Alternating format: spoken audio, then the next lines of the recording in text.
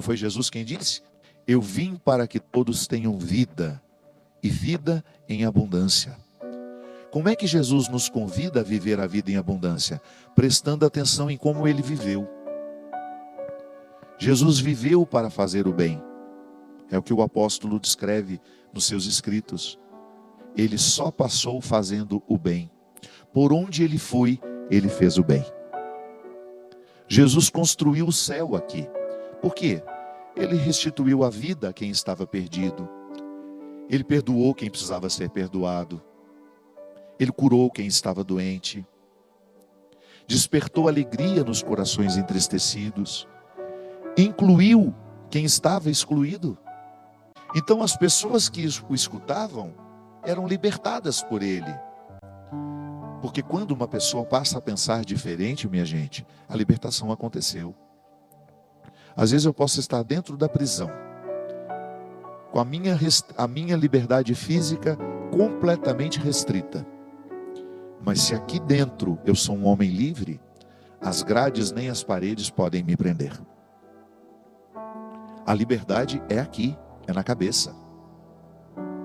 É na minha mente que eu construo a liberdade diariamente. Se vivo bem no dia de hoje, se procuro amar o meu semelhante, se procuro ser uma pessoa leve para mim e para os outros, porque eu sempre digo isso, quando sou pesado para os outros, eu sou 10 vezes mais pesado para mim. Se eu sou uma pessoa difícil para os outros, muito mais difícil eu sou para mim, que é comigo que eu preciso viver. Eu preciso conviver comigo diariamente. Então, quando eu me torno mais leve para mim, naturalmente eu fico mais leve para os outros. Porque nós só damos aos outros aquilo que a gente tem o hábito de se oferecer. Se eu sou justo comigo, serei com o outro também. Então, quando eu construo uma rotina boa, bacana, saudável, incluo ali uma atividade física, se procuro me alimentar, dormir direito, a rotina saudável, o viver bem o dia de hoje, acaba trazendo para o meu dia as características daquilo que eu quero na eternidade. Então, por isso que quem constrói a eternidade no dia de hoje, já começa a experimentá-la. Porque viver em paz com os outros e consigo é céu.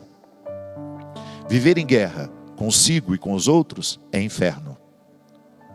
É simples, você sabe disso. Não preciso nem ficar dizendo.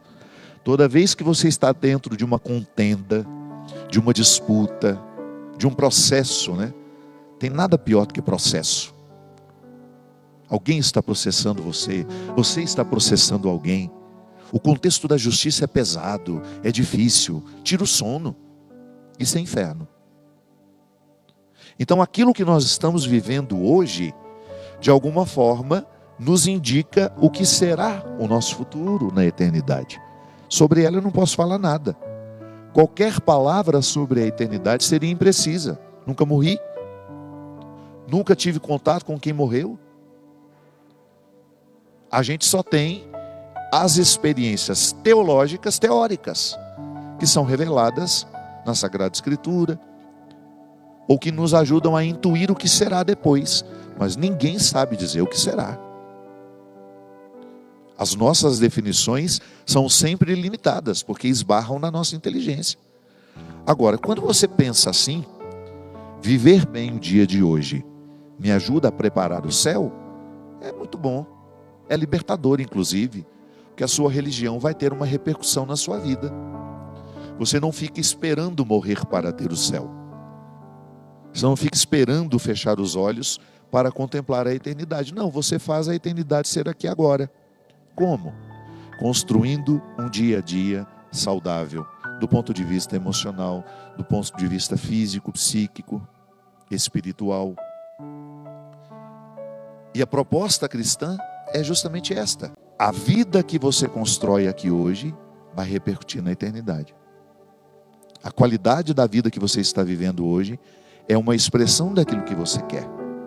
E Jesus, quando ele libertava a mente de uma pessoa, ele provocava nela o melhor. Ele retirava as amarras que o colonizador havia colocado. Que às vezes era um colonizador, né? Vamos usar a palavra colonizar, O poder religioso opressivo, por exemplo, entra dentro da mente das pessoas. E às vezes é difícil você retirar uma pessoa de uma opressão religiosa. Jesus só passou fazendo o bem. Jesus encontrava as pessoas e provocava a vida nova nelas. A pessoa de Jesus é a nossa meta. Eu quero ser como Ele. Eu quero fazer o mesmo. Eu quero que a minha vida hoje seja uma expressão do céu que eu tanto quero. Quero fazer da minha vida o mesmo que Jesus fez com a dele. A experiência de transformar positivamente o mundo por onde nós vamos. Nós já falamos sobre isso aqui em outros momentos. Ao longo do mês de outubro, acho que foi no primeiro programa do mês, nós falamos sobre o poder negativo dos influenciadores na nossa vida. Quem influencia a sua vida? Os tais influenciadores digitais influenciam positivamente ou negativamente a sua vida, o seu dia a dia? Que vida você está vivendo? Em que mundo você está orbitando? São perguntas boas. Viver para mim é Cristo. Essa música é linda. Ela é comprometedora. Ela é um dogma de fé. Sim. Viver para mim é Cristo. Isto é, eu presto atenção em Cristo. Eu quero ser como Ele. Eu quero fazer as escolhas dEle, ter os sentimentos dEle, as palavras dEle, as ações dEle.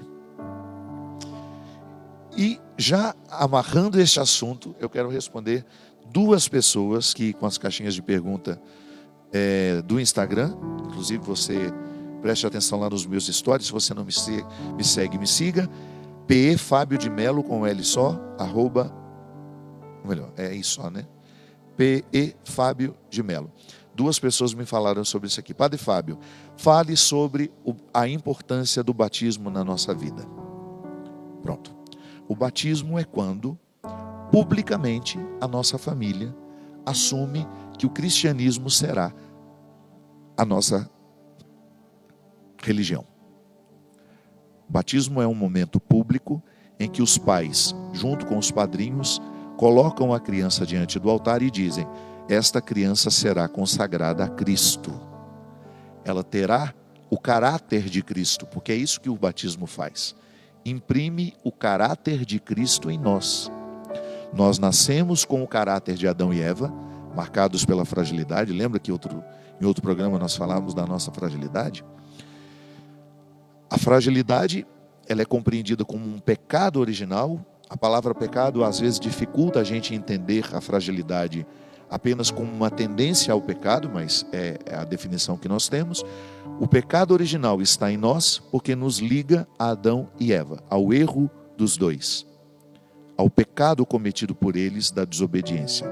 Então tá bom, a criança nasce pertencendo à origem de Adão e Eva. Estão na raiz da sua história o pecado de Adão e Eva. Mas nós vamos colocá-la agora sob a graça de Cristo. Olha que lindo isso. Aí publicamente o padre celebra o batismo daquela criança junto com pais, padrinhos e assembleia. Por isso que o batismo ele sempre deve ser público, para que todos vejam o comprometimento daquelas pessoas com a educação cristã daquela criança. Ah, eu quero batizar na praia. Não, não é na praia que a sua criança vai ter a vida cristã dela. Na praia ela vai levar o cristianismo que ela pratica, porque aprendeu na comunidade. Então é na comunidade em que a criança está inserida, que ela vai crescer, que ela será batizada. Membro daquela comunidade. Batismo não é acontecimento social, minha gente. Muita gente acha que o batismo é só um acontecimento social. Não é não. É o momento em que vocês se comprometem a fazer a vida cristã daquela criança naquela comunidade. O batismo, a celebração, vai imprimir o caráter de Cristo naquela criança e ao longo da vida isso vai ser desenvolvido ou não.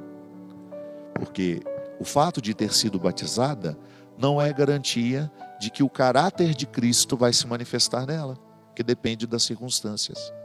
Se eu não crio circunstâncias favoráveis à vida cristã daquela criança, o Cristo pode ficar ofuscado ali a vida inteira. É como você ter uma semente que você coloca num território infértil. lembra da palavra do semeador?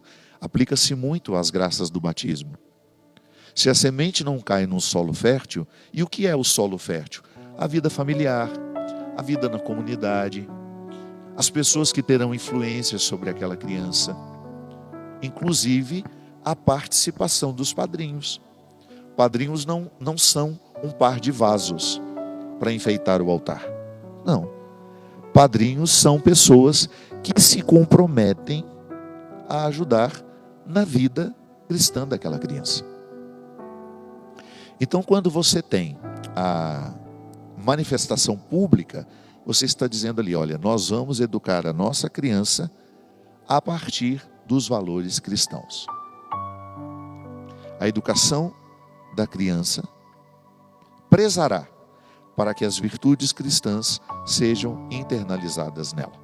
Ela precisa ser solidária, amorosa, gentil, educada, virtuosa.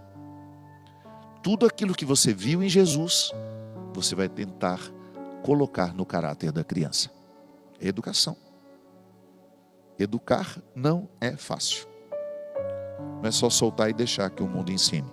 Se você soltar seu filho hoje e deixar que o mundo ensine, meu Jesus, pode ser um desastre. Porque o mundo não está preparando bem as pessoas.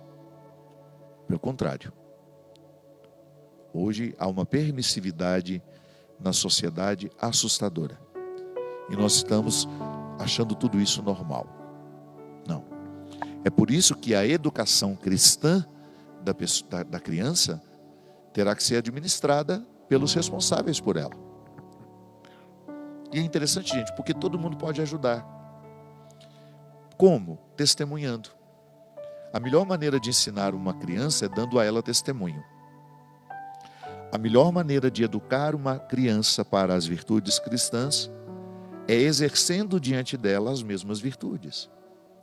Se você fuma, o seu filho vê você fumando, a sua palavra pouco contará quando você disser a ele que o cigarro faz mal. A criança vai prestar atenção no seu exemplo. O nosso exemplo é que vai dar a ela os elementos para, numa primeira fase da vida, ela nos imitar, porque o desenvolvimento da vida cristã está muito associado ao desenvolvimento do juízo moral da criança. O desenvolvimento do juízo moral que Piaget, um grande especialista em biologia, que depois se tornou uma referência para a pedagogia, explicitou bem. Na primeira fase da vida, nós somos tomados pela anomia. Nenhuma regra para nós é possível. Não temos maturidade cerebral para entender o certo e o errado, a diferença entre o certo e o errado. Depois, na heteronomia, que significa o hétero, o diferente, significa que você vai prestar atenção em quem está vivendo diante de você. A criança imita o comportamento do adulto. Se ela está tendo modelos positivos, ela vai imitar o modelo positivo. Se ela tem modelos negativos, ela imita o modelo negativo.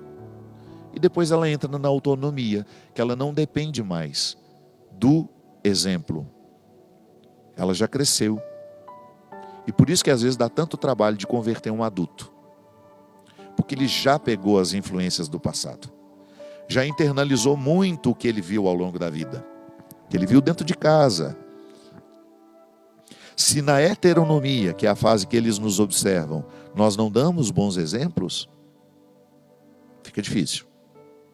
Aí na autonomia não precisa mais, eu não preciso do outro. Eu sei o valor que tem. E é claro que você também pode questionar. É garantia de que todo mundo chegue à autonomia? Não, não é garantia não. Num mundo que nos infantiliza diariamente, é impressionante como nós estamos infantilizados, não é? É impressionante como as pessoas estão infantis, mesmo sendo adultas. Como é que você percebe a infantilidade? Em não ser capaz de tomar uma decisão sozinha, insegurança demais, não ser capaz de respeitar uma regra sem que alguém esteja vigiando. Se não tem ninguém vigiando, a gente quebra a regra. Isso é infantilidade, é heteronomia. Preciso do outro para validar em mim as coisas. Não. Autonomia é quando eu não preciso. Eu não preciso que ninguém me diga proibido pisar no jardim. Eu não preciso das placas. Eu olho para um jardim bem cuidado e naturalmente penso, não vou pisar nessa grama porque ela está muito bem cuidada. Se eu pisar eu vou danificá-la, eu vou passar pelo caminho de pedra. Se eu atravesso é porque eu ainda sou, do ponto de vista moral, infantil. Não consigo respeitar a beleza do jardim. Aí, para finalizar, uma outra pergunta que foi o Siqueira. Ele perguntou: o batismo infantil é válido? Não precisaríamos ter uma consciência para esta decisão? Sim, por isso que nós temos pais e padrinhos tomando a decisão por nós. E depois, quando você é adolescente, você se crisma. Crisma é o sacramento que confirma o batismo. Siqueira, quando você foi crismado ali, em tese, não sei se aconteceu, você deveria estar consciente do que o batismo que os seus pais e padrinhos assumiram por você representava na sua vida, e você está dizendo se você quer continuar ou não. Se você se aproxima para ser crismado, eu vou entender que você compreendeu a vida cristã como um valor que você quer seguir com ele. Descobri um valor na vida cristã, quero continuar sendo cristão. Ou então, se honestamente você dissesse: não me identifico com Jesus, acho difícil demais o que ele me pede, gosto mais da outra religião. Aí você diz: não vou me crismar, não vou confirmar o batismo que um dia assumiram por mim, já que agora você é consciente, um homem livre, e pode muito bem dizer se você quer ser cristão ou não. Ser cristão não é obrigação. Ser cristão é uma escolha. Por isso que você tem que ter autonomia para decidir.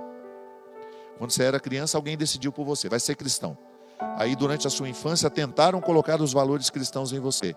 Se lá na adolescência você chegou à conclusão de que você não se identifica com aqueles valores, seja honesto, não confirme o seu cristianismo, vai viver em outra religião. Agora, se você confirmou, honre. Não é fácil ser cristão, não é fácil ser Jesus de novo, mas é lindo quando conseguimos. A gente faz o céu ser aqui. Todos os valores de Jesus, até os ateus confirmam. Se todo mundo no mundo fosse cristão, se toda pessoa no mundo vivesse os valores cristãos, nem que não entrasse dentro da igreja, mas se vivesse os valores cristãos, o mundo seria um lugar muito melhor, em paz e sem guerra. Sim, onde o cristianismo de verdade está sendo vivido, ali existe harmonia, amor ao próximo, solidariedade, respeito e muita prosperidade espiritual, que é quando nós nos tornamos pessoas melhores e virtuosas. Que Deus nos ajude nesse propósito, derramando sobre nós a bênção, Ele que é Pai, Filho e Espírito Santo. Amém. Se os bons combates eu não combater, minha coroa não conquistarei. Se minha carreira eu não completar, de que vale a minha fé tanto guardar? Se perseguido aqui eu não for, sinceramente um cristão não sou. Tua glória quero conhecer, viver a experiência de sobreviver.